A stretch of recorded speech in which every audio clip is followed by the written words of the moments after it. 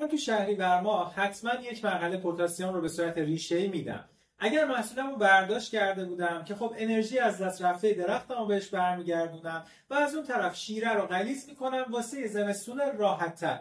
اگر محصولم روی درخت بود که خب کیفیتش افزایش پیدا میکنه. بعد برداشت دیگه کاری نداریم، میریم تعطیل تا فروردین سال بعد.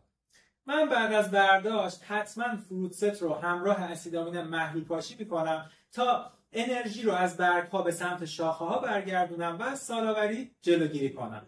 کود فقط کود حیوانی، اصلا کود شیمیایی کیفیت میوه رو میاره پایین. من تو شهریور بهداشت باغم خیلی برام مهمه. میوه هایی که روی درخت هستن یا پایین ریختن به علاوه چوب ها رو حتما جمع میکنم و از بین میبرم و از برگ های کف باغ برای درست کردن کمپوست استفاده میکنم. برگ و میوه هایی که ریخته زمین خودش میشه کود، برای چی برش داریم؟ من تو شهریور ماه کود دامی تازه رو به همراه اوره، باکتری و گوگرد پتروشیمی میخرم تا پروسه فراوری رو شروع کنم. کود دامی باید تازه باشه، مستقیم میرم از دامداری میگیرم میریزم پای درخت. شهریور ماه زمانی که دمای هوا خنک شد فقط یک معنی برای من داره، یعنی باید کلسیم رو به صورت ریشه‌ای استفاده کنم چون بهترین زمان جذبشه.